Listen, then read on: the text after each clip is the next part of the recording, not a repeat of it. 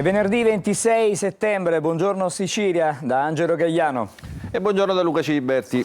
Questa mattina ci occuperemo del dramma delle morti bianche, parleremo anche di autismo e di aiuti anche per le famiglie e poi ancora della musica e delle tradizioni con il Maranzano World Fest, ma intanto in primo piano c'è come ogni giorno la cronaca. A Ragusa ha violentato una giovane donna fingendo di offrire un lavoro.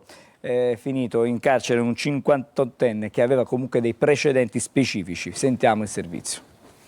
Falsi annunci di lavoro per adescare donne. Accade a Ragusa, dove un uomo di 58 anni, già con precedenti per lo stesso reato, è stato arrestato per violenza sessuale aggravata nei confronti di una donna di 28 anni. Secondo quanto ricostruito dai carabinieri della stazione di Ibla, l'uomo avrebbe attirato la vittima con una proposta di lavoro per pulizia in appartamenti destinati a locazioni turistiche. Una volta ottenuto l'incontro, ha costretto la ragazza a subire atti sessuali contro la sua volontà. La vittima, impaurita e scossa per la violenza subita, ha avuto il coraggio di reagire e si è confidata con il medico curante e con un familiare. Per il dolore e lo sconforto aveva messo in atto comportamenti autolesionistici, tanto da dover essere trasportata in ospedale. Da qui la segnalazione alle forze dell'ordine che hanno fermato l'uomo. Per la procura, la modalità del reato, la reiterazione e la vulnerabilità della vittima hanno reso necessaria la misura cautelare in carcere, in attesa del processo. E allora, proprio cominciamo la lettura dei giornali stamattina con Luca Ciliberti da questo fatto di cronaca. Sì, il fatto di cronaca trova spazio in prima pagina sulla Sicilia, nel taglio alto, ecco, lo vediamo qua, si presenta al colloquio di lavoro e viene abusata, appunto è successo a Ragusa.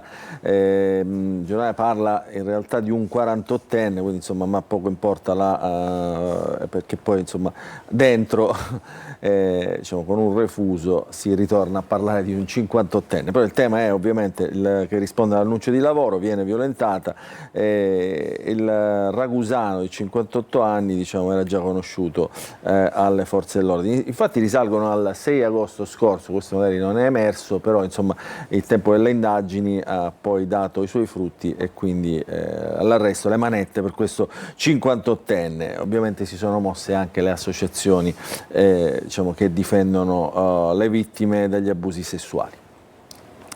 Adesso siamo invece in provincia di Siracusa, esattamente ad Avola. Uno studente di 15 anni è stato sospeso perché avrebbe diciamo, commesso una bravata, a suo dire, ha messo della candeggina alla bottiglietta d'acqua di una compagna di classe. Abbiamo sentito la preside che ha detto si è pentito, ma vediamo questo servizio. È stato sospeso il quindicenne che ha versato l'acido disincrostante nella bottiglietta dell'acqua di una compagna. Un'amara sorpresa che la ragazza per fortuna ha scoperto in tempo. Tutto è accaduto qui, in questo liceo scientifico, ad Avola, nel Siracusano. Il compagno, che non avrebbe spiegato perché ha compiuto il gesto, si è pentito. Ha espresso proprio la volontà di chiedere scusa alla compagna, alla famiglia e quindi insomma speriamo che sia veramente soltanto un brutto episodio. La studentessa, che ha bevuto soltanto un sorso e si è accorta che qualcosa era presente nell'acqua, è stata subito trasportata in ospedale. Dopo una lavanda gastrica le sue condizioni non destano la preoccupazione dei sanitari. È stato immediatamente convocato il consiglio di classe straordinario e sono stati presi provvedimenti affinché tutti gli attori di questa spiacevole vicenda siano tutelati. Sul caso stanno indagando i carabinieri, che hanno informato il Tribunale dei minori.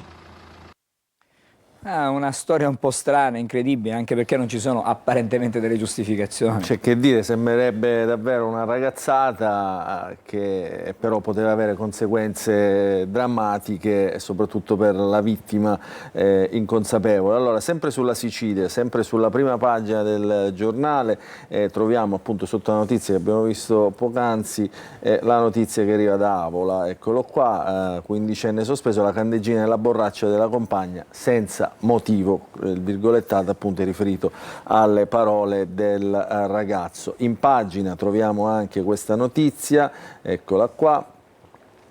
segnalato, il ragazzo è stato segnalato al Tribunale dei minori, quindi insomma diciamo, non è una vicenda che non avrà strascichi, perché appunto la segnalazione poi diciamo, comporta anche determinati obblighi da parte del ragazzo, però insomma abbiamo visto anche dal servizio la scuola è riuscita, come dire, a mitigare anche gli effetti mediatici di questo episodio. L'episodio che si è consumato mercoledì al termine dell'ora di educazione fisica, la studentessa rientrata in aula è intenzionata a dissetarsi, ha bevuto un sorso alla propria borraccia, però si è accorta immediatamente di un odore anomalo. La ragazzina era scossa, ha avvisato i docenti e i dirigenti scolastici e poi subito sono stati allertati i soccorsi. Davvero non c'è che dire, una vicenda che dovrebbe fare molto riflettere. Matteo. Grazie, adesso ci occupiamo invece della la nuova rete ospedaliera che tante proteste sta suscitando. Ce n'è stata una ieri in particolare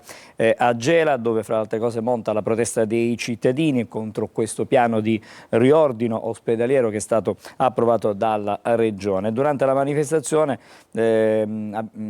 ha parlato anche la mamma di un ragazzo che è stato accoltellato mentre tentava di sedare una rissa e ha rischiato anche di morire per la carenza proprio nell'assistenza sanitaria. Vediamo. La piazza di Gela oggi non ha parlato solo con slogan e cartelli, ma con storie che pesano più di qualsiasi numero. Storie di cittadini che con la sanità locale, con le sue luci e le sue ombre, hanno dovuto fare i conti sulla propria pelle. Storie come quella di Flavia, maestra di religione e madre di Rocco. Il giovane poche settimane fa è stato accoltellato alla rotonda est di Macchitella mentre tentava di sedare una lite banale. Un colpo alle spalle, un polmone perforato, 4 volte il shock emorragico. Mio figlio è arrivato qua al pronto soccorso, dove ringrazio veramente tutti i medici che si sono attivati in maniera eccellente, ma quando poi non abbiamo le strutture e vedo i medici che si sbattono la testa e non sanno come fare per salvare un ragazzo, e io da mamma che vedo mia figlia che sta per morire, e allora dico a Caltanissetta e dico alla Regione: non è giusto, i nostri figli non sono figli di serie C, sono figli di serie A, non diamo colpa perché abitiamo a Gela, noi vogliamo una sanità giusta. La sua testimonianza è un grido che supera la cronaca e diventa denuncia. Avere una sanità efficiente non è un privilegio, ma un diritto che può fare la differenza tra la vita e la morte. Mio figlio ha dato il shock emorragico 4 volte e 4 volte è morto mio figlio e 4 volte è risuscitato. Mamme, dove siete? Perché quello che è successo a mio figlio potrebbe succedere anche ai vostri figli. Questo è il mio appello. Salviamo i nostri figli. E oggi, accanto ai cittadini in piazza, la voce di una madre ha reso ancora più forte la protesta. Gela non chiede promesse, ma risposte. È una mobilitazione che riguarda non solo Gela, ma un po' tutta la Sicilia. Sì, è una mobilitazione che riguarda in effetti tutta la Sicilia per la rimodulazione della rete ospedaliera. Andiamo a vedere come titolano i quotidiani, come affrontano questo argomento. Partiamo da Repubblica nell'edizione di Palermo, eccolo qua, la protesta dei sindaci, quindi già una dimensione, uno sguardo allargato rispetto alla questione, e poi il sit-in dei pazienti, assalto al piano sanitario. Fronte trasversale dei primi cittadini contro la rete ospedaliera, ieri Gela è scesa in piazza, l'assessore Faraoni dice di aver incontrato tutti, quindi diciamo questa rimodulazione della rete ospedaliera sarebbe una rimodulazione condivisa. In realtà i sindaci protestano perché secondo loro gli sarebbe stata portata al tavolo un documento che poi è stato cambiato, diciamo, in corso d'opera. Quindi questo è il racconto che fa a Repubblica Palermo. La troviamo anche la manifestazione di Gela nelle pagine, eccola qua, nelle pagine della Sicilia, nel tomo di Caltanissetta, con largo spazio, diciamo, a tutto il racconto. Vedete anche dalle foto la signora, la mamma che ha protestato prima, barricate cittadine per la difesa dell'ospedale, no al taglio dei posti. Consigliere associazione in prima linea per puntare i fari sul Vittorio Emanuele, aspettando una nuova riforma. Perché questa di Gela, diciamo, è salita agli onori delle cronache, questa protesta? Perché a questa protesta hanno partecipato numerosi deputati regionali, quindi insomma hanno dato spazio diciamo, proprio da qui, da Gela, alla protesta sulla riforma della rete ospedaliera. C'è anche, diciamo, sempre per quanto riguarda la sanità, sempre Gela però premia il professore Baretti, eccellenza nella ricerca oncologica, quindi qui insomma luci e ombre della sanità siciliana. Sì, adesso invece andiamo ad Agrigento, dove c'è un secondo indagato per la morte di Marco Chiaramonti, istruttore di tennis e di padel.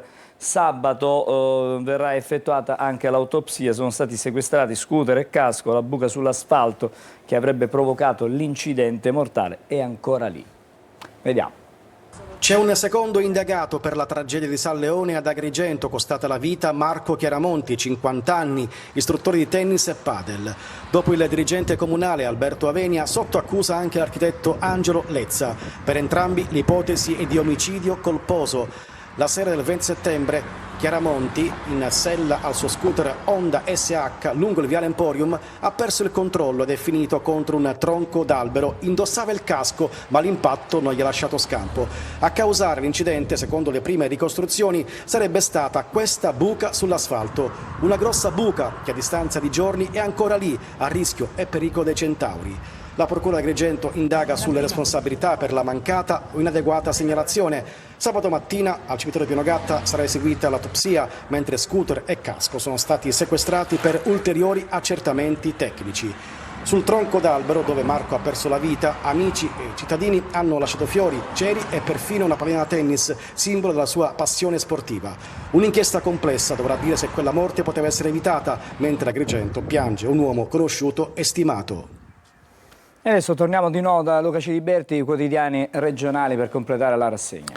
Restiamo sempre sulla Sicilia, la pagina di Agrigento, la notizia trova spazio, diciamo nella prima pagina, omicidio colposo, gli indagati del comune diventano 2, il capo dell'UTC Avenia chiama in causa Laica, ma quest'ultima si dice estranea, quindi insomma c'è tutto un racconto che riguarda diciamo, la qualità delle strade di Agrigento. Adesso c'è l'ipotesi di reato, omicidio colposo, e c'è anche un secondo indagato. L'inchiesta è scaturita dall'incidente stradale, appunto, che è costato la vita a Marco Chiaramonti. E qui c'è tutto il racconto ovviamente della morte del ragazzo, ma anche tutta la polemica che accompagna la qualità delle strade di Agrigento. A proposito di strade, quindi continuiamo con la rassegna stampa, ieri incidente sulla A19, un camion ha perso l'olio e si è ribaltato appunto sull'autostrada Catania-Palermo, è avvenuto in galleria all'altezza dello svincolo di Trabia in direzione della città. Tanti veicoli coinvolti, 8 feriti, di cui uno trasportato in elicottero all'ospedale civico. Eccolo qua c'è l'immagine, diciamo, della devastazione da parte dei vigili del fuoco.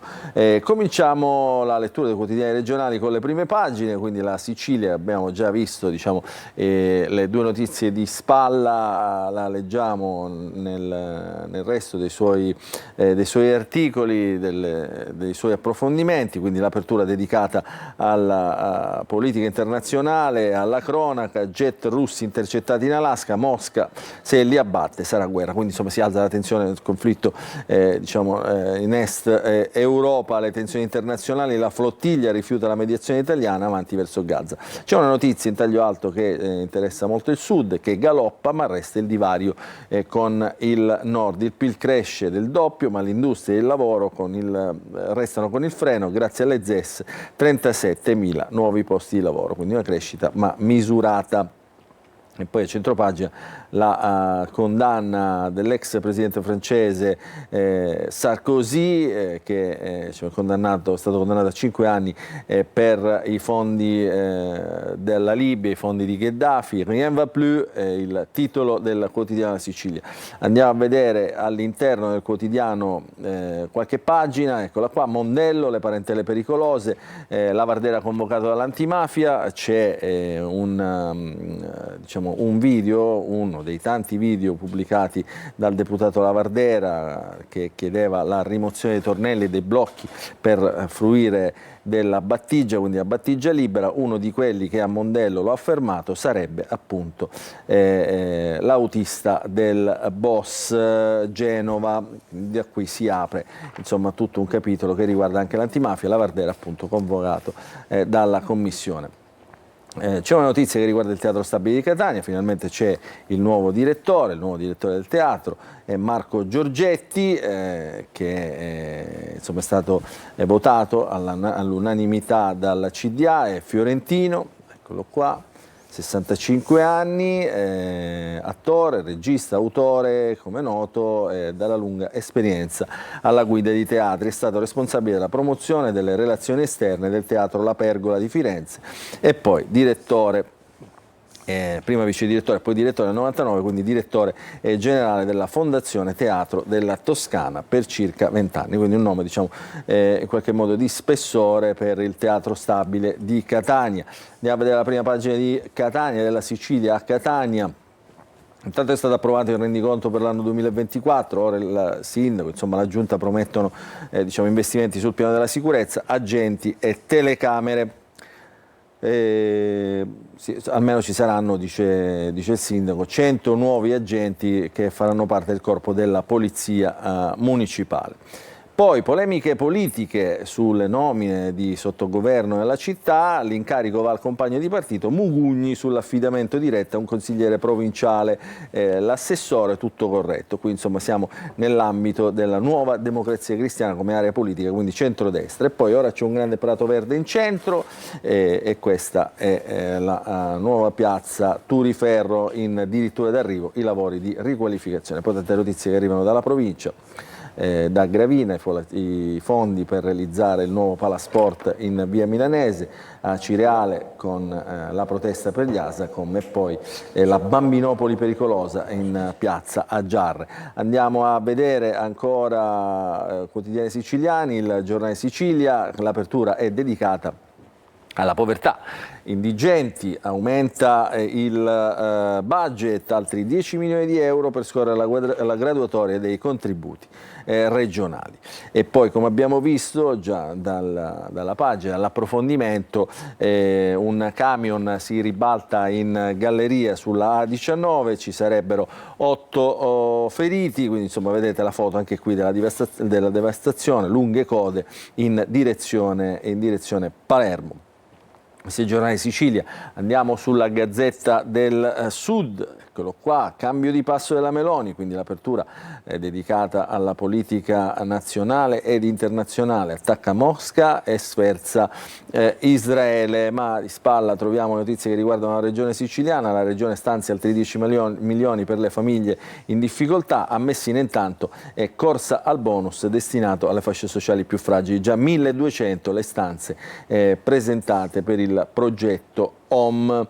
La polemica sul ponte sullo Stretto, i rilievi della Corte dei Conti sul ponte è scontro aperto, l'amministratore delegato della società Stretto di Messina conferma che è tutto in regola, già al lavoro sulle richieste di chiarimenti, ma ovviamente ogni volta che diciamo, arriva qualche notizia che in qualche modo mette in discussione l'opera, si apre il dibattito e si infiammano le polemiche. Sempre da Messina abbiamo una notizia che troviamo a centropagina, spaccio a fondo fucile, 7 condanne in appello, sconti di pena decisi per tutti gli imputati e 2 assoluzioni al processo La Villetta, il quale avevamo dato diciamo, molto spazio, molto rilievo. Entriamo dentro il giornale per vedere la notizia che riguarda appunto Messina, eccolo qua, per il ponte, perché ovviamente alla risposta di Ciucci, l'amministratore delegato, daremo chiarimenti richiesti come avviene per tutte le opere. C'è anche la protesta ovviamente del fronte del no, un coro, si conferma che è tutto un bluff, la reazione dei comitati è una vera e propria bocciatura. Contro il ponte sullo Stretto ci sono il Partito Democratico, il Movimento 5 Stelle e Italia Viva che attaccano ovviamente il Ministro dei Trasporti, in prima linea anche la senatrice messinese Daphne Musolino, il Ministro riferisca in Parlamento, Ierace, segretario Dem, dietro la propaganda c'è il vuoto. Questo per quanto riguarda Messina, andiamo a vedere la Repubblica di Palermo nella prima pagina, la sanità in primo piano, ma diciamo con le proteste in piazza, no dei sindaci e proteste in piazza, scontro sul nuovo piano sanitario. Sotto accusa la rete ospedaliera proposta dalla Giunta Schifani, approvata dall'Assemblea. A Gela abbiamo visto il sit-in, la protesta contro i tagli. I primi cittadini mentono, dice l'assessore Faraonici, sulla polemica appunto che di fatto avrebbero visto un piano diciamo, diverso da quello arrivato poi diciamo, in commissione. Lo strappo dell'università, qui parliamo insomma delle proteste pro Gaza da parte appunto anche delle università siciliane, quella di Palermo è la prima università siciliana a mettere in pausa i rapporti istituzionali con gli atenei israeliani, stop a un progetto Erasmus sul turismo con l'Università di Gerusalemme, la richiesta di sospensione è già stata formalizzata, quindi saltano diciamo, i primi accordi con Israele a causa delle tensioni internazionali. C'è una notizia curiosa dallo Sri Lanka a Palermo, è la prima laureata, la prima magistrata diciamo che giura a Palermo, che appunto è originaria dello Sri Lanka. Adesso lo vedremo anche in pagina questa notizia. Dunque entriamo all'interno del giornale e parliamo intanto dello stop ai progetti con Israele, lo strappo con l'università, qui c'è un ampio approfondimento, le influenze di questa notizia arrivano anche a Catania, il rettore Foti di Catania, lavoro anch'io con i colleghi di Tel Aviv, ma sono oppositori di Netanyahu, quindi in qualche modo il rettore di Catania si giustifica. E poi c'è un professore addirittura, qui la testimonianza, insegnerò a Betlemme perché voglio toccare la realtà di come si vive in quelle zone in questi momenti. Un impegno politico non vuol dire partitico e dovrebbe essere insito nelle responsabilità del mio lavoro. Vediamo la notizia della magistrata che diciamo, è stata proclamata a Palermo, 29 anni, genitori stranieri, viene dallo Sri Lanka e dice mi ispiro a Falcone, quindi diciamo, in bocca al lupo per il nuovo incarico a questa giovane donna siciliana a tutti gli effetti. Grazie Luca, fra poco torniamo da te per la lettura dei quotidiani nazionali con le prime pagine e i temi di oggi, non solo quelli nazionali ma anche internazionali. Uno sguardo al traffico intanto a Catania, in via Vincenzo Giuffrida, la situazione pare di poter dire è abbastanza fluida, anche se comunque un po' di diciamo, ingorgo c'è in uscita stavolta dalla città. Da via Vincenzo Giuffrida andiamo adesso sulla circonvallazione di Catania, via Lodorico da Pordenone all'altezza del Tondo Gioieni, vedete traffico anche qui scorrevole con qualche rallentamento, vedete in alto anche nella parte in direzione Ognina che c'è un po' più di, diciamo, di ingorgo. Cambiamo punto di vista, di osservazione, siamo sull'Etna, adesso stiamo vedendo l'Etna, c'è il cielo un po' nuvoloso ma comunque riusciamo ad ammirare proprio il vulcano in tutta la sua maestosità.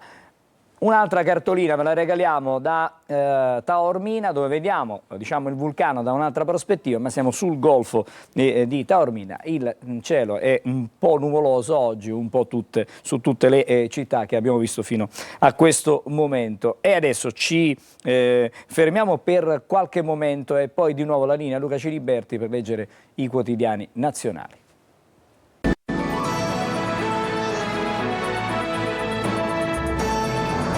Di nuovo insieme a Buongiorno Sicilia, adesso da Luca Ciliberti con i quotidiani nazionali.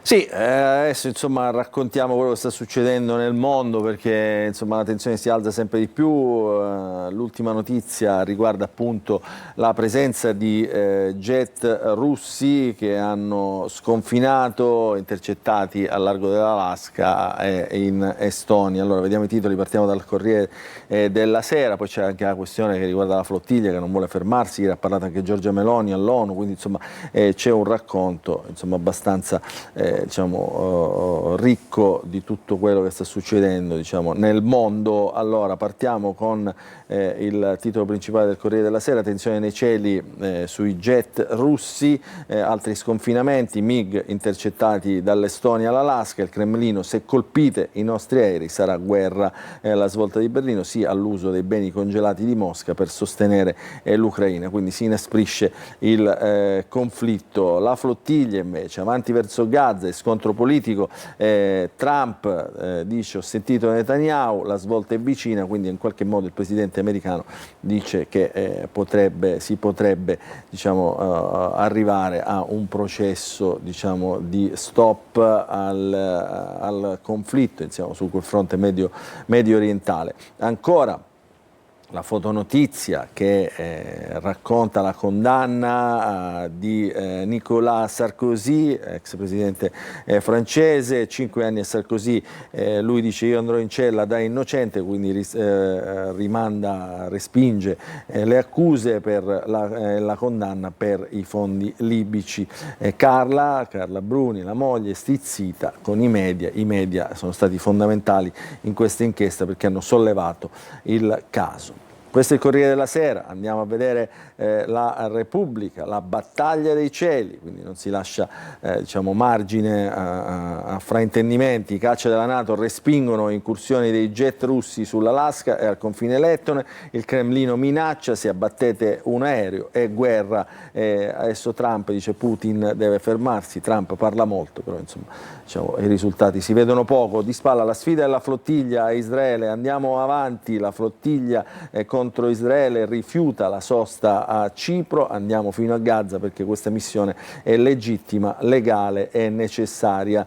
Il premier Netanyahu dice attenzione, dice perché qui non entrate, nel territorio israeliano non si entra, e allora si alza la tensione in questo senso perché si potrebbero anche vedere degli attacchi alle navi. Il ministro Crosetto spiega che la difesa sconsiglia agli italiani di proseguire, ma chi è a bordo precisa che nessuna vita sarà messa in pericolo. Intanto l'Italia ha inviato 2 fregate, diciamo, in acque internazionali per controllare quello che sta accadendo. Sarkozy va in carcere, 5 anni per i fondi libici, e qui c'è la foto della coppia, diciamo, Carla Bruni e Nicolas Sarkozy dopo la sentenza di condanna in tribunale. Andiamo a vedere altri quotidiani, La Stampa che apre appunto con la flottiglia, quindi diciamo la protesta che va avanti e sfida anche i governi. Italia, idea, filtro navale, no alla mediazione, Roma prepara il piano d'emergenza, Trump sente Netanyahu, dice pace più vicina, il Partito Democratico, quindi Elly Schlein attacca Giorgia Meloni e dice divide il paese, la Premier invece dice io sono come Charlie Kirk, orgogliosa, diciamo, insomma, su cui si alzano le polemiche, tutto messo dentro su un racconto che è molto diciamo, dettagliato e elaborato nelle pagine, quindi tutto dentro. La Bastiglia di Sarkozy, fondi libici, 5 anni, l'ex presidente francese, scandalo, vada in carcere a testa alta, qui ancora conquista la prima pagina, appunto la condanna dell'ex presidente francese. Vediamo un po' prima di sfogliare gli altri quotidiani, insomma queste notizie delle quali abbiamo parlato, intanto le parole di Giorgia Meloni all'ONU, quindi per la prima volta il Presidente del Consiglio prende, diciamo, dà contezza anche con le parole di quello che sta succedendo, non era ancora accaduto. Israele dice ha superato il limite, la linea dura del premier all'ONU al discorso a New York, dice ma la guerra scatenata da Hamas, poi mi accostano a Charlie Kirk, dice per me è un orgoglio, e qui divide proprio su queste parole. Però insomma le parole di Giorgia Meloni in qualche modo danno un po' quella che è la linea dell'Italia e si avvicinano più a quella che è la linea dei paesi europei. Poi la flottiglia, Crosetto dice sicurezza a rischio, gli attivisti rifiutano la proposta italiana di lasciare gli aiuti umanitari a Cipro, perché appunto la proposta era questa, dice non arrivate fino a Gaza ma fermatevi a Cipro, poi con un canale umanitario sposteremo i vostri aiuti. Questi non ne vogliono sentire e vogliono arrivare fino alla meta. Supportati anche dal Partito Democratico, quindi Meloni dice attacca loro e non Israele in questo caso, quindi la polemica politica.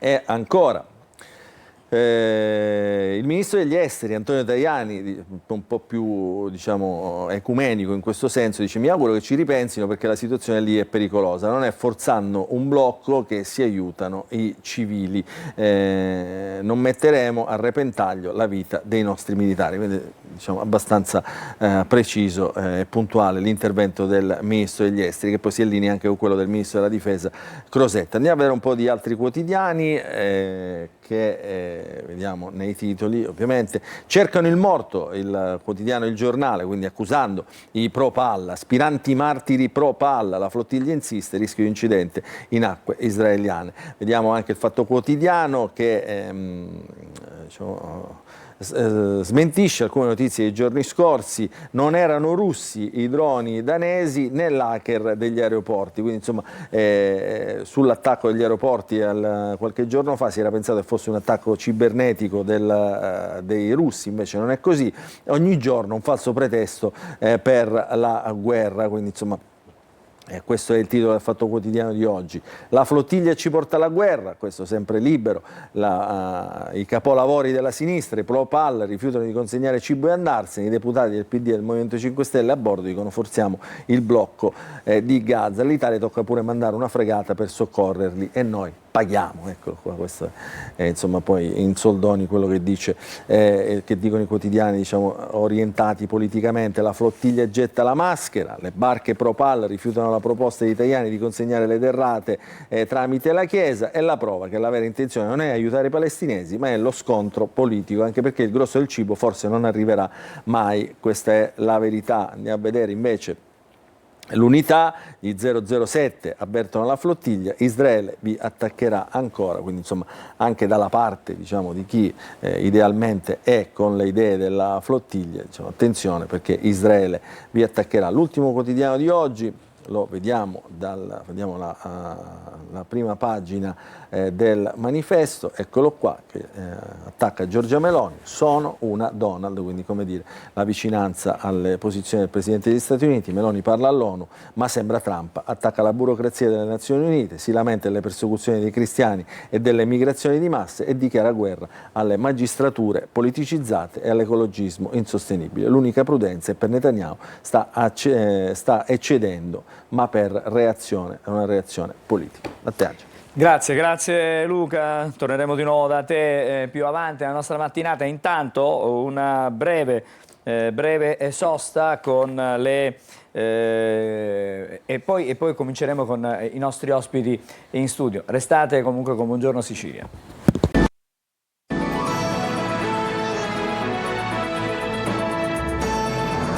Eccoci allora con il primo ospite della giornata. Con noi c'è Nino Marino, buongiorno. Buona giornata. È il segretario generale della UILA Sicilia. Allora, Marino, stamattina tocchiamo un tema di cui ci siamo occupati tante volte, di cui purtroppo ci continuiamo ad occupare durante i telegiornali perché la cronaca ci riserva questi fatti. Parliamo dei morti sul lavoro, che è una sorta di bollettino di guerra. Certo. Anche questa prima parte di 2025 conferma i dati da questo punto di vista negativi. Conferma i dati negativi. In Sicilia abbiamo avuto fino a luglio 9 decessi e con migliaia di 15.000 denunce di infortunio.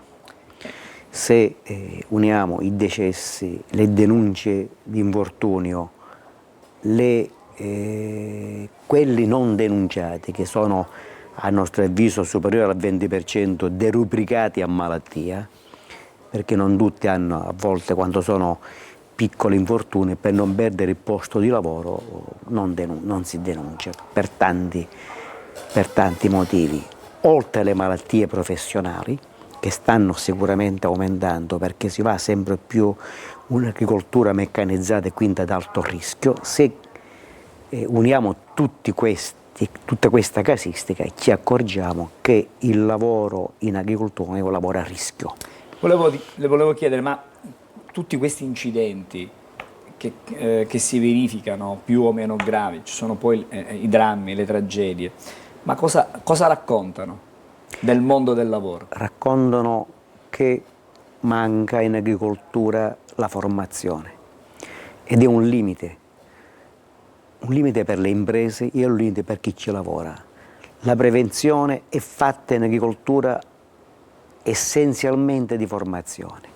Far lavorare lavoratori non formati in un ambiente di lavoro che è rischioso, insalubre, perché poi abbiamo anche gli infortuni che derivano dall'uso degli anticrittogamici, dai pesticidi, quindi occorrono tutta una serie di protezioni che molte volte non ci sono. Ecco. Ed è quando si dice che in agricoltura sempre più lavoratori stranieri prendendo una percentuale già in Sicilia del 30%, andremo verso il 50%, cosa significa? Che in agricoltura si lavora per necessità. Quanto più si ha necessità, i più deboli sono in questo momento gli stranieri. Gli italiani, i siciliani tendono di fare altro.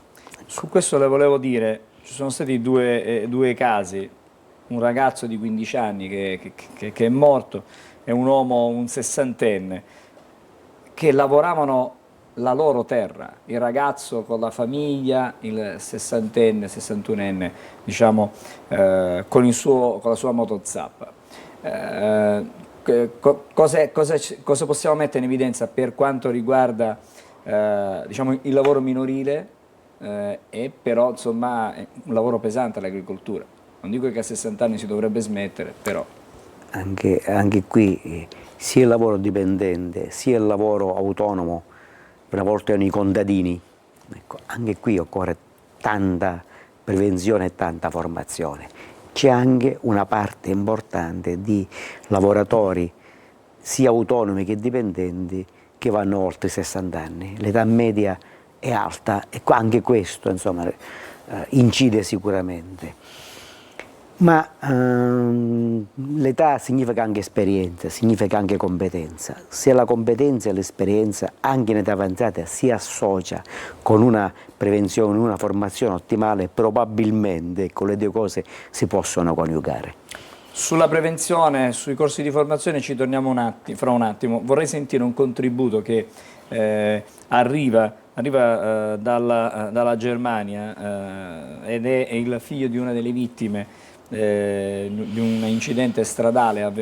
Erano dei braccianti che tornavano dopo una giornata di lavoro e si tratta di Gianluca Lanz che, come dicevo, è figlio di uno dei braccianti morti sulla Siracusa-Catania. Sentiamo questo contributo.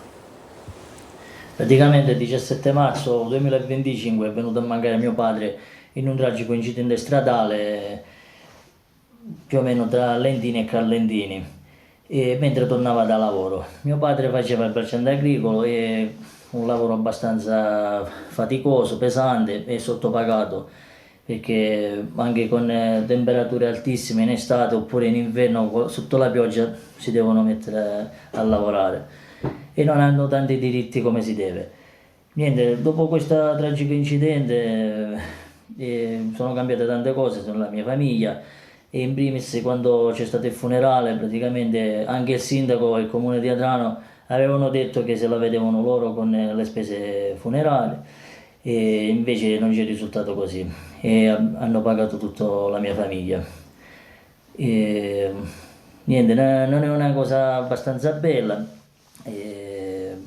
Praticamente ci aspettavamo anche qualche sostegno, qualche aiuto, giustamente anche per mia madre, e invece ci hanno abbandonati proprio, nemmeno non pensano proprio per quello che succede, anche dopo le vittime lasciano famiglie, niente, completamente.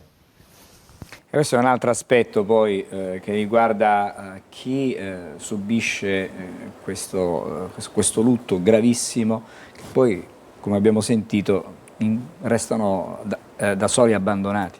Noi a Catania abbiamo l'ente bilaterale agricolo, l'ente bilaterale composto dai sindacati dei lavoratori e dai sindacati dei datori di lavoro, sia col diretto a Confagricoltura che un ente all'avanguardia. Abbiamo deliberato e già erogato 3.000 euro di sostegno alla famiglia, alla moglie. Questo abbiamo potuto fare. Devo dire che gli enti bilaterali sono il futuro sulla sicurezza, perché ci sono le imprese sane, non c'è dubbio, le imprese che rispettano il contratto, rispettano anche la formazione, rispettano anche la tutela sul lavoro. Purtroppo non sono la maggioranza delle imprese. Questo, noi come ente bilaterale abbiamo cercato in questi anni di fare qualsiasi cosa per sostenere la sicurezza sul lavoro. Infatti l'erogazione di questo contributo è un segnale, mi sembra strano che l'amministrazione non ha, insomma questo poi è un problema che si vedrà il comune, ma gli enti bilaterali intervengono proprio nei casi di necessità. Noi addirittura per facilitare ed incrementare la formazione, l'ente bilaterale paga per intero tutta la formazione alle imprese, dalle visite mediche al corso di primo soccorso, per tentare di capovolgere, ecco, il trend che finora c'è. Questo è un merito sia dei rappresentanti delle aziende di CIA, Confagricoltura e Coldiretti, e sia del sindacato, che mette in atto un pacchetto concreto di interventi. Sulla formazione c'è tantissimo da dire, si spendono in Sicilia tante risorse e molte volte è una formazione virtuale. È solo sulla carta, diciamo? È solo sulla carta. Senta, ma a parte la formazione, e qui in qualche modo intervengono certamente le aziende, ma ci deve essere anche la collaborazione dei lavoratori, collaborazione attiva da questo punto di vista? Non c'è dubbio. Dire che il lavoratore non si adegua ai meccanismi di formazione obiettivamente è un po' superficiale, ecco, perché poi è il lavoratore che rischia.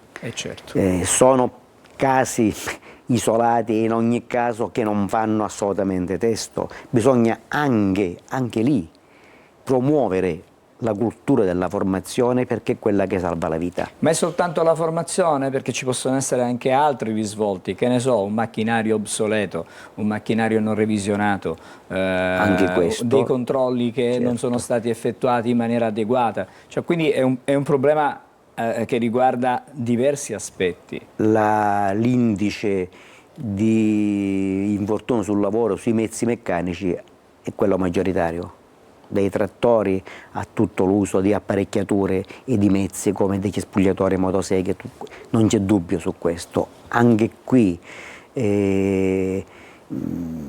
bisogna fare dei passi avanti, non c'è dubbio, sia per formare chi li usa e sia sulla manutenzione di questi mezzi. Dei passi avanti sono fatti anche dal punto di vista normativo, perché oltre alla legge 81 sulla sicurezza sul lavoro abbiamo anche la condizionalità sociale sull'uso e sulla sicurezza sul lavoro. Le aziende che non rispettano un'adeguata formazione e tutela vengono tolti i contributi da parte della Comunità Europea. E questa mi sembra un buon deterrente, direi, da questo punto di vista. Abbiamo lo Spresal, abbiamo l'INAIL che continuamente fanno il proprio lavoro. La verità è che bisogna attuare una cabina di regia fatta dagli enti bilaterali, dallo Spresal, dall'INAIL, e far sì che in tutte le aziende sia presente il controllo e anche l'attività di informazione e di formazione. Aziende che battono bandiere panamense, dove centinaia di lavoratori possono lavorare in condizioni di assoluta mancanza di tutela, non debbono esistere. Marino, prima di chiudere ne approfitto, lei è specializzato in agricoltura, allora in settimana c'è stato ritorno all'assessore dell'agricoltura di Luca Sammartino, che torna di nuovo alla vicepresidenza. Quali sono i temi sul tavolo, se vi siete già sentiti, se c'è diciamo, una sorta di contatto per quelle che sono le situazioni in sospeso che riguardano l'agricoltura? Certo, purtroppo negli ultimi anni e mezzo tutto è rimasto fermo, diciamo la verità, dalla riforma forestale, dalla riforma dei consorzi, dalla stabilizzazione dell'ente sviluppo agricolo. Con l'assessore Sammartino ci siamo sentiti, ci ha convocato per il giorno 2, noi pensiamo che il suo ritorno sia positivo, è stato un interlocutore attento, vediamo se questa attenzione continua e se possa finalmente avere dei frutti concreti, che sono dei frutti per la tutela dell'ambiente in Sicilia fondamentalmente. Non c'è solo in gioco, che è pure importante, il futuro dei lavoratori, ma c'è in gioco la tutela dell'ambiente, perché poi quando ci sono gli incendi, quando ci sono i disastri, la Sicilia paga un prezzo sulla qualità della vita che non ci possiamo permettere. Grazie a Nino Marino, che è il segretario generale della UILA in Sicilia. Ci fermiamo perché fra poco ci occuperemo d'altro, parleremo in qualche modo di medicina, ma non solo, di assistenza sociale, parleremo di autismo, una brevissima sosta e poi di nuovo insieme. Grazie a voi.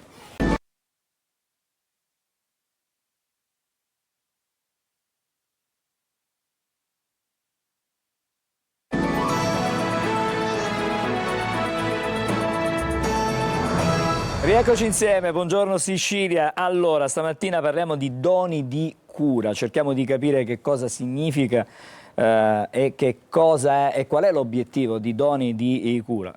Parliamo di autismo stamattina, ne parliamo con il dottore Giovanni Lapisarda, che è il direttore della neuropsichiatria infantile e adolescenziale dell'ASP di Catania. Buongiorno. Buongiorno. Ne parliamo con Enrico Orsolini, buongiorno ancora, Buongiorno. benvenuto, che è il presidente di Autismo Oltre. Ci siamo incontrati altre volte e abbiamo parlato, il tema è molto attuale. Diventa di nuovo di grande attualità dopo le parole del presidente degli Stati Uniti che parla a 360 gradi su tutto, molte volte forse, probabilmente non conoscendo alcuni dei temi. In questo caso parliamo di medicina, parliamo di autismo e dire che il paracetamolo in gravidanza potrebbe aumentare il rischio di sviluppare, diciamo, i disturbi dello spettro autistico, mi rivolgo in questo caso all'uomo di scienza e all'uomo di medicina, è forse un po' spingersi oltre.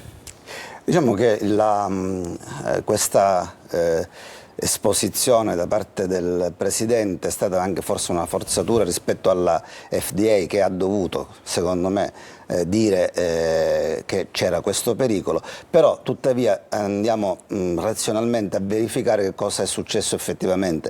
Ci si è rifatti da parte della FDA a un lavoro di uno scienziato che fra l'altro è di origine italiana, che lavora ad Harvard, che ha fatto una review di 46 lavori, però non è dato sapere quanti casi sono stati trattati in ciascuno di questi 46 lavori, perché quello diventa rilevante, cioè l'impatto quantitativo rispetto al quesito di ricerca che è stato posto. E lì si è visto che c'era una certa correlazione tra l'uso smodato di paracetamolo in gravidanza e la possibilità che si determinasse un disturbo del neurosviluppo quale quello che è il disturbo dello spettro autistico. Tuttavia lo stesso scienziato ha detto ci sono delle correlazioni suggestive, ma non così lineari da poter affermare che c'è un nesso di causalità assoluto. Quindi è stato anche lui prudente in questo. Però certamente da parte di un presidente dare questo annuncio ha un impatto importante e fa pensare anche che non ci sia tutta questa autonomia da parte della FDA in questo momento, mentre la scienza deve essere abbastanza autonoma da ogni tipo di potere e di condizionamento, perché si tratta della salute delle persone, quindi bisogna stare molto attenti. L'indipendenza in questo caso è fondamentale. Un'ultima cosa tuttavia è stato sottolineato in questo caso che è molto più impattante sul neurosviluppo mantenere alta la febbre a una persona in gravidanza, perché questo per il prodotto del concepimento, per il feto, è molto dannoso, quindi bisogna bilanciare bene eventualmente poi costi-benefici. Poi dobbiamo dire che non è questo l'unico ambito di ricerca per capire che cosa determina questo disturbo del neurosviluppo, qual è l'autismo, e ne parlavamo con l'avvocato Orsolini poco fa insieme. Probabilmente la ricerca scientifica è un po' in arretrato rispetto a quello che è anche l'impatto epidemiologico di questo disturbo. Noi come clinici, soprattutto in azienda, ci occupiamo di quello che c'è a valle, non di quello che c'è a monte, ma ovviamente dobbiamo nutrirci della ricerca per capire come meglio agire. Certo, queste cose un pochettino ci destabilizzano. Adesso con l'avvocato Orsolini parliamo di questa iniziativa, l'iniziativa che è Doni di Cura, che è una sorta, l'obiettivo è quello di realizzare una casa, un punto di riferimento, un approdo sicuro per chi magari si trova a vivere all'improvviso una situazione di questo genere. Questa è stata la scintilla. L'idea è di realizzare un punto di ritrovo dove le famiglie possano giungere per trovarsi accolte e in un luogo a loro destinato, nella loro complessità familiare. È stata la scintilla che ci ha portato a ragionare, a studiare, a progettare Doni di Cura, per prendersi cura di chi dà cura. Abbiamo fatto un'analisi con tanti genitori che fanno parte dell'associazione e il passaggio principale è stato dato da una rilevazione. quasi sempre ci chiedono, ci viene chiesto come sta tuo figlio, come se le condizioni dei nostri ragazzi possano cambiare, quasi mai ci viene chiesto come stai tu. L'elemento della condizione dei familiari e di chi si prende cura spesso e volentieri viene tralasciato, e allora noi che abbiamo ragionato e ragioniamo in punto di presa in carico della famiglia abbiamo progettato un'attività che vuole prendersi cura della famiglia nel suo complesso e dei genitori nello specifico. La strutturazione del bando sociosanitario 2023 di Fondazione Con il Sud, che era destinato a progetti per caregiver, ci ha consentito di individuare un percorso che nel frattempo consentisse di prendersi cura anche dei nostri ragazzi. Cioè il nucleo fondante del progetto Dono di Cura è quello che per prendersi cura dei familiari dobbiamo contemporaneamente prenderci cura dei nostri ragazzi, dei ragazzi con disturbo dello spettro autistico, e lo faremo all'interno di un immobile che abbiamo acquistato e che stiamo ristrutturando in via Siago 70 e che diventerà la casa di Autismo Oltre, ma diventerà la casa, l'auspicio è che possa diventare la casa delle famiglie, delle persone con disturbo dello spettro autistico del nostro territorio. Con il dottor Rapisarda, la sinergia con le associazioni che sono presenti sul territorio da questo punto di vista mi pare che sia fondamentale. Innanzitutto, oltre che fondamentale, per quanto ci riguarda è totale, nel senso che noi abbiamo in qualche modo coinvolto e ci siamo fatti coinvolgere in questi processi anche nella fase di progettazione, di studio rispetto agli interventi da fare. Quindi qui noi siamo un po' partner collaterali rispetto a questo intervento, in cui dico la cosa più importante è questo concetto del prendersi cura, perché prendersi cura è un concetto molto complesso che significa mettere insieme più professionalità, più agenzie, più persone che si occupano di una persona che fa più fatica degli altri. E qui, come ha sottolineato l'avvocato Orsolini, non si tratta semplicemente dei ragazzi o degli adulti, perché ci sono anche autistici adulti, non ce lo dobbiamo dimenticare, che spesso costituiscono per una famiglia un peso di angoscia importante, soprattutto rispetto al dopo di noi. Quindi tutte queste persone si avvalgono della possibilità di avere più assistenza da più parti e quindi un processo di presa in carico che è proprio il prendersi cura. Noi poi stiamo pensando proprio insieme in un tavolo di progettazione che vede insieme l'ASP, gli enti del terzo settore e le associazioni di familiari, stiamo progettando per l'ASP un percorso autismo in cui ci prendiamo carico delle persone con disturbo dello spettro autistico sin dall'insorgenza o dalla scoperta della condizione fino all'età adulta, pensando a percorsi differenziati per differenti bisogni che spesso sono rispetto al timing dello sviluppo della malattia, perché in età precoce si ha bisogno di una certa assistenza, dopo io dico, amo dire, dobbiamo sempre meno dare assistenza di tipo sanitaria e sempre di più dare assistenza di tipo sociale, quindi lavorare sull'inclusione appunto. E vorrei tornare all'avvocato Orsolini. Leggo tra le note che mi passano dalla redazione che questa iniziativa è progettata per 3 anni. Assolutamente sì, il progetto si svolgerà su un periodo di 3 anni che avrà una coincidenza sostanziale con il tempo del percorso della scuola, cioè dal settembre a giugno, e si svilupperà, avrà un fil rouge che è quello degli sportelli di supporto. Sono degli sportelli di assistenza psicologica, assistenza sociale e assistenza legale che vengono sviluppati il mercoledì mattina presso la stessa sede della neuropsichiatria dell'infanzia e dell'adolescenza a Canalicchio in via Manzella, e il martedì mattina verrà sviluppato in in via Asiago. La partnership del progetto, come accennava il dottore Rapisarda, coinvolge non soltanto l'aspetto sanitario e familiare, ma coinvolge anche dei partner tecnici. I partner tecnici in questo caso sono due cooperative sociali che operano sul nostro territorio, la cooperativa Team e la cooperativa Controvento, e vede anche in associazione anche un'altra associazione di familiari, l'associazione Il Sorriso di Riccardo. Mi va di ricordare doverosamente che partner istituzionale è anche il Comune di Catania, perché ciò che stiamo provando a fare è quello di attraversare quella barriera sostanziale che esiste nei nostri servizi territoriali, che è la barriera fra il sanitario e il sociale. La presa in cura di una persona con disturbo dello spettro autistico e della sua famiglia non può essere di carattere esclusivamente sanitario, non può essere di carattere esclusivamente sociale, ma deve necessariamente essere di carattere sociosanitario. Anche le riforme del governo vanno in questo senso, perché la riforma della normativa sulla disabilità e il progetto di vita, che entrerà in vigore poi in tutta Italia dal gennaio 27, prevedono necessariamente la valutazione multidimensionale della persona con la presa in carico sociosanitaria della persona e della famiglia. Allora, purtroppo ahimè il tempo è un tiranno ed è strettissimo,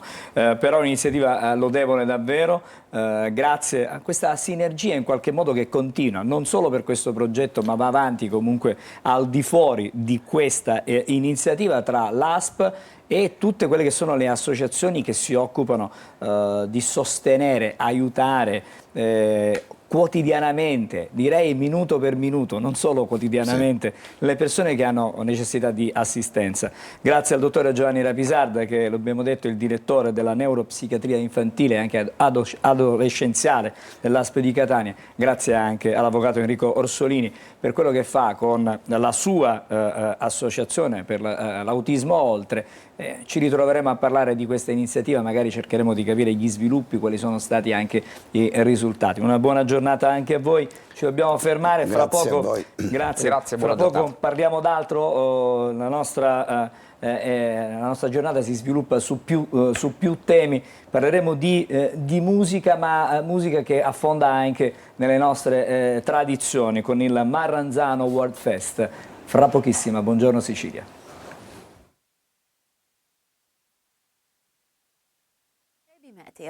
Ci attende un venerdì con molte instabilità ancora al centro-nord, piogge e temporali sparsi più concentrati sul nord-ovest, specie rilievi, con qualche fiocco di neve oltre 2000 metri di quota. Altrove invece sole e con clima nel complesso gradevole. Sulla Sicilia sarà un venerdì con tempo variabile, alternanza infatti tra sole e nubi e qualche occasionale piovasco sulle coste settentrionali nel pomeriggio. Qualche fenomeno potrà raggiungere quelle meridionali invece verso sera. Le temperature massime fino ai 27-28 gradi.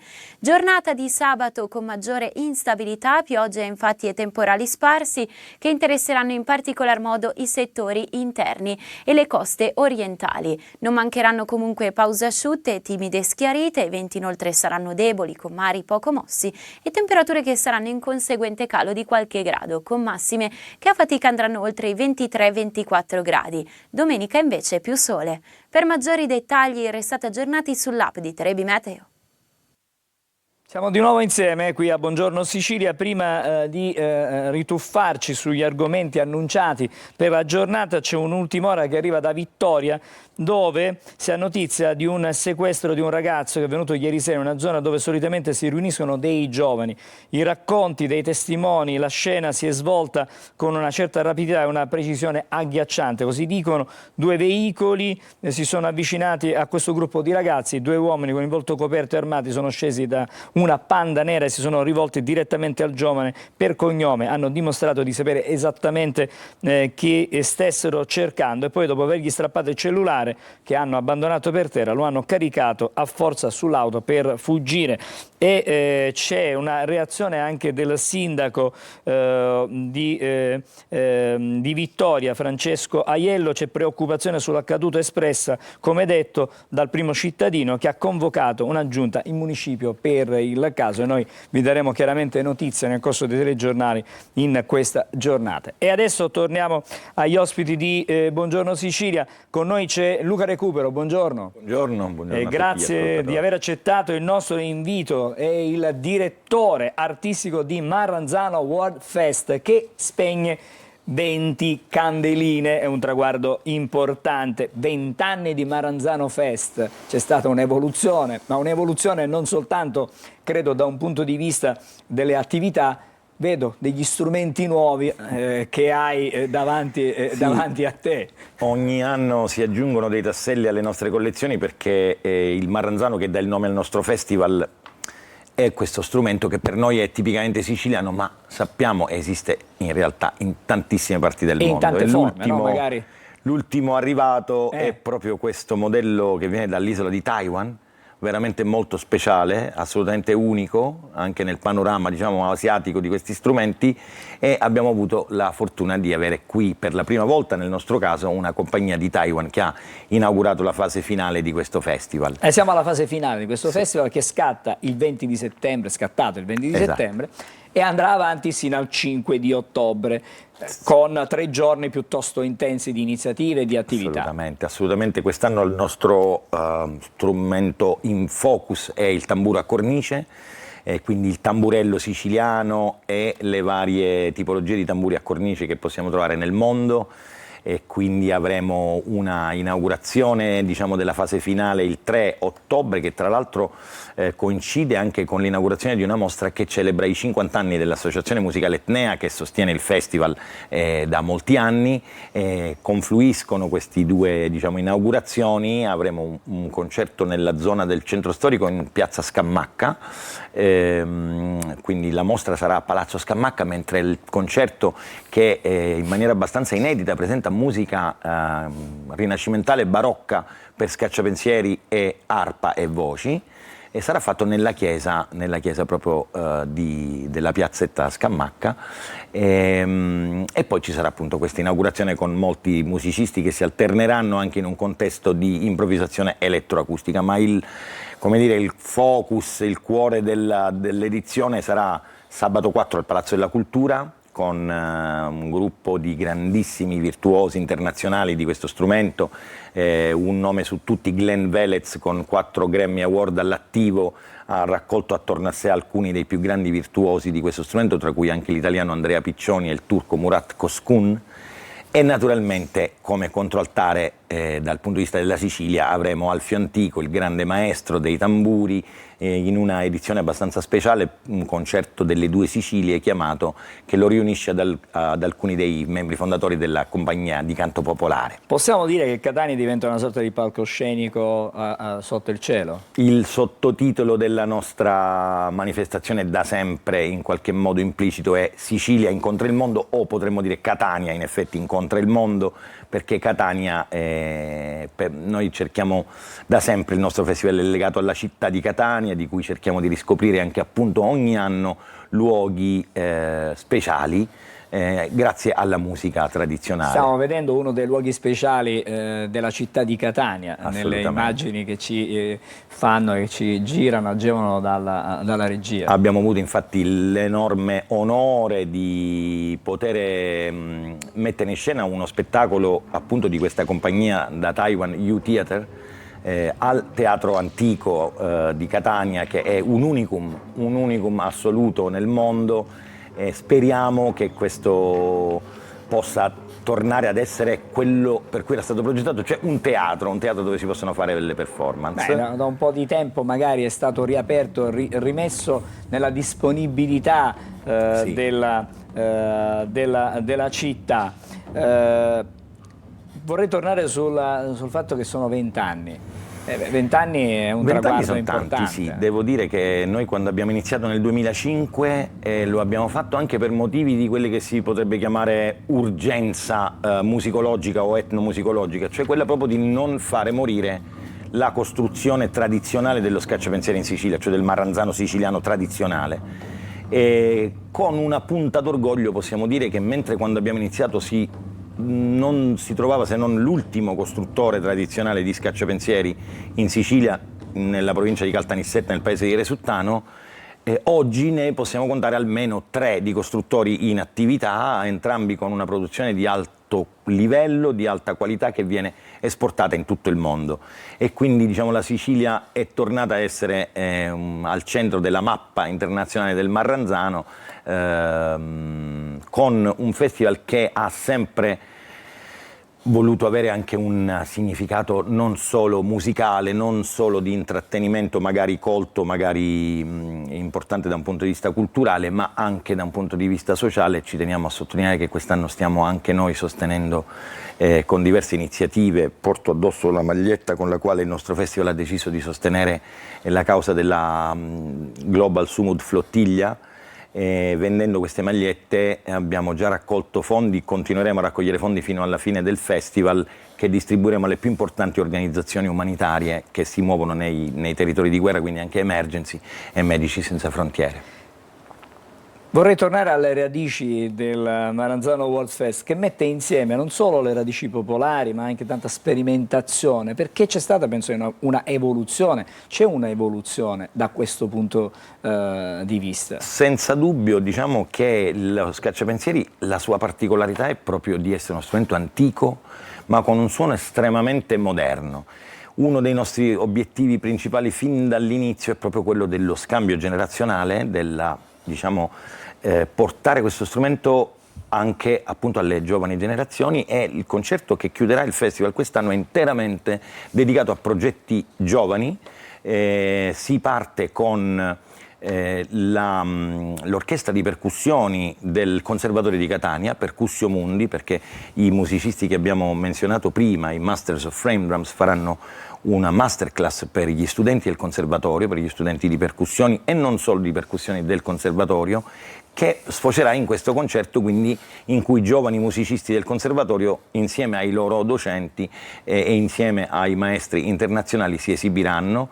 E poi, per dare spazio ad altri 2 progetti giovanili che vengono da Palermo, sempre in qualche modo legati al Marranzano e alle tradizioni, tra cui Celia, che è un progetto in cui i versi di uno dei più famosi poeti siciliani, il Veneziano, vengono messi in musica da un trio con un compositore e 2 giovanissime cantanti, e poi un altro progetto che mette insieme strumenti tradizionali ed elettronica che si chiama Nuara e viene sempre da Palermo. Allora, insomma, c'è veramente da incuriosirsi da questo punto di vista. Ricordiamo che la 3 giorni scatta venerdì 3, sabato 4, domenica 5, siamo ai festeggiamenti, aumento clou del Marranzano World Fest alla 20ª edizione. Grazie a Luca Recupero per essere stato questa mattina con noi. Adesso vediamo, sì, lo vedo già, può partire la sigla del nostro oroscopo, perché fra pochi istanti sarà con noi Marco Amato. Eccolo qui, la sigla.